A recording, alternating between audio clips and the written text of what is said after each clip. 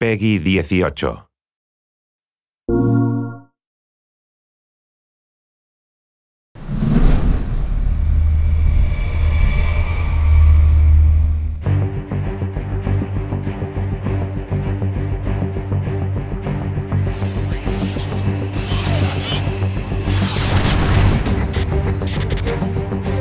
For the first time, the PS Vita really provided a mobile platform that was capable of really offering a proper FPS experience. It was new hardware for us, and we thought there's no way we can get the full Killzone experience onto it. But as the project's gone on, we realised, hey, we can get basically everything in this. Getting the tech over, making sure everything looks amazing, runs perfectly. Fortunately, the Vita is very powerful, and because we've taken across the Killzone engine, we can actually really push and develop the graphics and get the fidelity that we need to make it live within the family of Killzone games.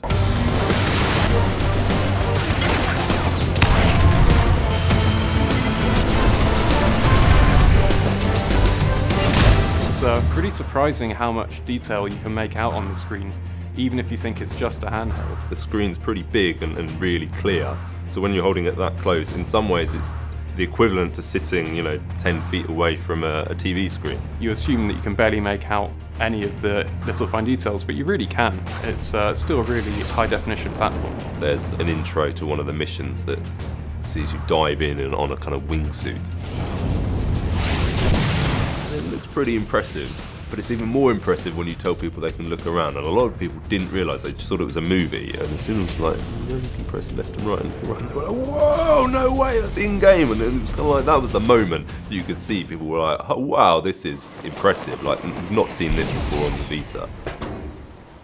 I think the handheld platform really allowed us to look at the underlying structure of the Killzone game and reimagine it as an experience that can be played anywhere, anytime, and kind of in any way. You can play really short bursts of game and put it down and come back to it later. You can play multiplayer on the move, just over Wi-Fi. We were trying to offer something that people could just pick up and play with that kind of immediacy that you don't always get with a home console game. Get rich and get out.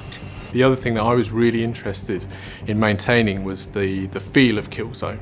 It actually touches the kind of standard Killzone feeling of being a heavy, weighty shooter. So that went through the controls, the animations. Obviously the two dual analog sticks made a big difference. It's the first handheld with dual sticks. The fact that you can actually have a proper console experience on the Vita is everything. You can actually get really fine aim adjustments by tilting the Vita ever so slightly. So lining up that perfect headshot. If you're not great with the sticks, you can actually use the device itself just to get that. The button setup is great for a first-person shooter. We've obviously leveraged some of the touch elements in where appropriate. We have the brutal melee system now, which rather than just being a button press, it will now put you and the guy that you're attacking into a synced animation, and you'll then have a window to put the gesture in on the touchscreen. You can really see it. It feels like Killzone, it looks like Killzone, plays like Killzone. Quite simple really, the PS Vita is such an amazing piece of kit. Killzone's a perfect title to bring over to it. We can really do Killzone justice on the Vita. Now kick back and enjoy the show!